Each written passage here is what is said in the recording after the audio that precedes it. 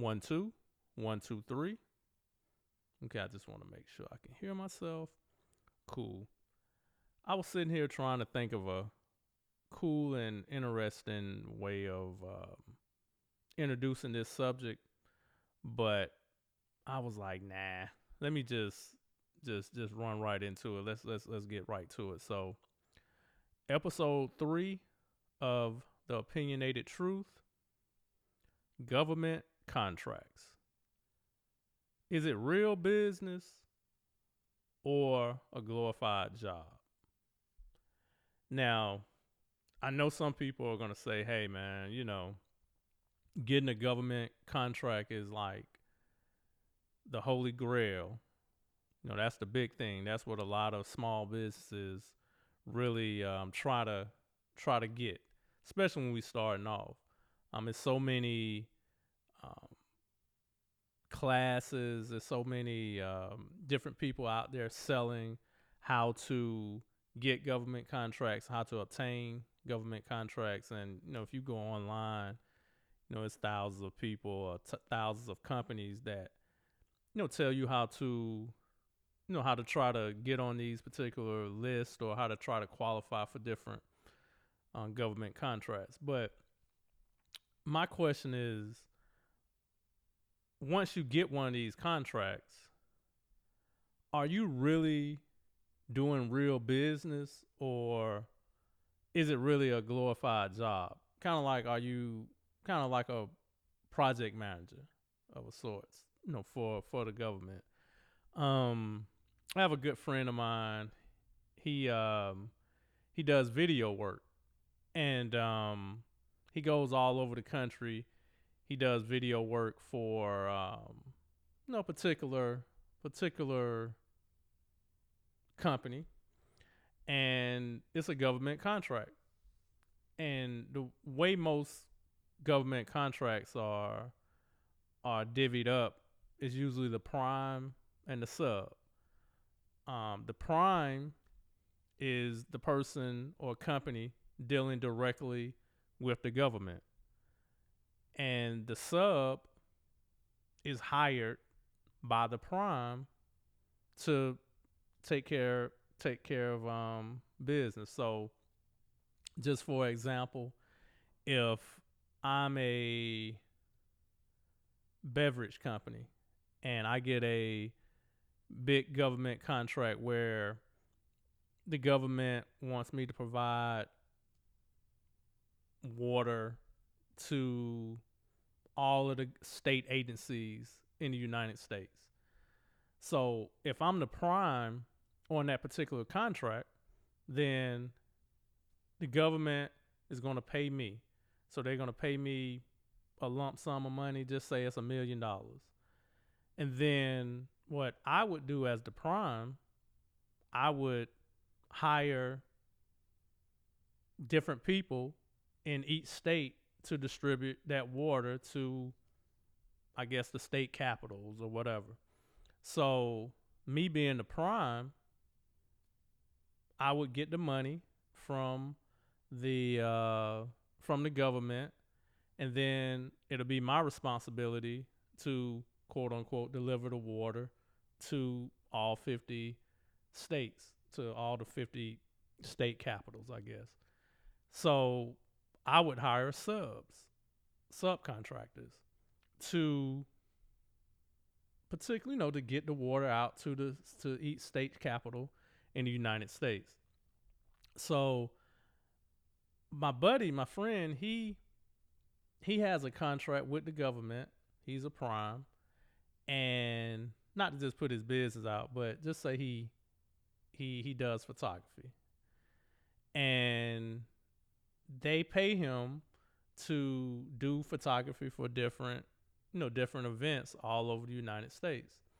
So when it's different events going on, some events might happen at the same time. So he might have an event going on in Florida.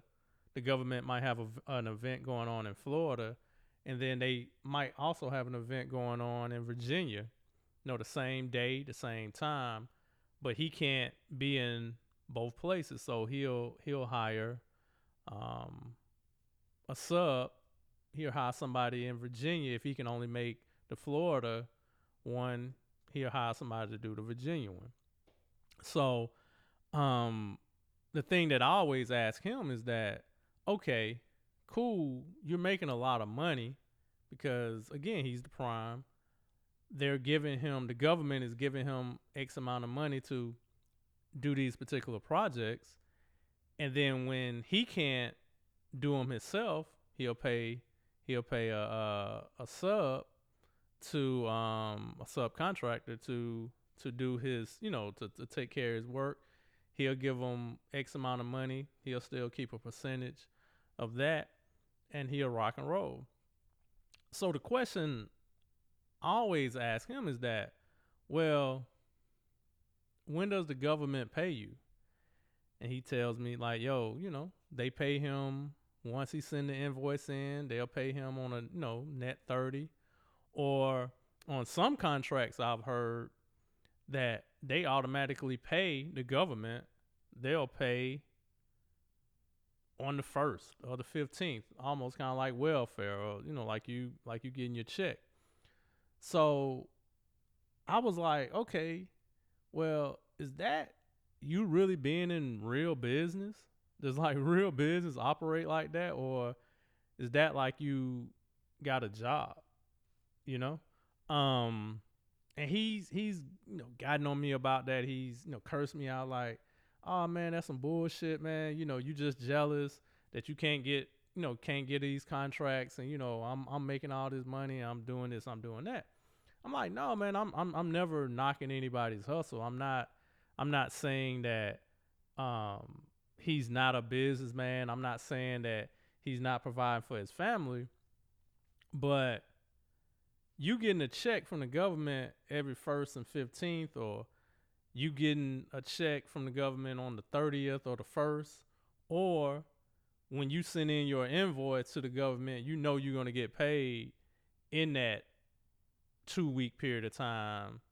If you're a net 15, you're going to get paid in 15 days. Your check coming. If you got a net 30 with the government, your check going to be there in 30 days. I think that's like a job. You having a job, because in real business, the business I operate in, and most people I know that operate in business, they don't ever know when they're going to get their money. They don't ever know when they're going to get paid. So, but when I had my job, I knew that I was getting paid every Friday or every 2 weeks on that Friday. So having that government contract, I think people strive for it because they know that check is going to come. I even heard people say that, like, yo, I just want that government contract so I know that my check coming. But I heard of a crazy statistic that they were saying that most companies that rely on government contracts, when that contract is up, or those multiple government contracts are up, I think it's some crazy number, like 60 or 70% of those businesses, they go out of business. So is that really real business? That once that contract is up, you out of business? Now again, I'm not shitting on getting a government contract. I'm just asking,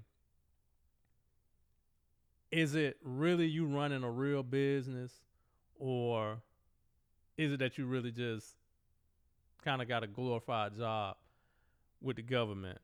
Now, keeping to this example with my buddy.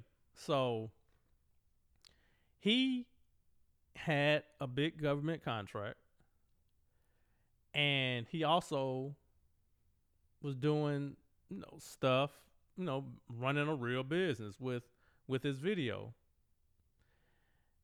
And he lost the government contract because I think someone outbid him. I don't know if with those contracts, it's a bidding process, and usually the persons with the lowest bid or the best bid, they usually get that particular contract. So I guess his contract was up for renewal, and somebody outbidded him. I guess they came with a better price, or they had I guess they could offer more for that particular price, so he lost that contract. And so he started to really have to get out there and hustle and get his video business up. And one of the first things that he said, he was like, man, this shit is hard. And I was like, what's hard? He was like, yo, man, this shit is hard running a video business. And I was like, well, what was different about it when you had to get the government contract than now? And he looked at me and he was like, it seemed like he wanted to say F you, dude, but I was like, whatever. But he was like, yo, I never thought about it like that. I saw another crazy statistic. I don't know how true it is, because you look at stuff or hear stuff on the internet. But they said that in the northern states, most people of color who obtain wealth, again, I want to say this number is crazy, like 70% of them gain wealth by having government contracts. Now, I thought it was because of, they gain their wealth because, it's the cost of living and all of that is higher, so they can get more money for, their skilled labor and things of that sort. But it was like most people of color who generated wealth, they generated it through government contracts. So again, I asked, were those people really truly business people, or were they just basically working for the government and benefited from the government?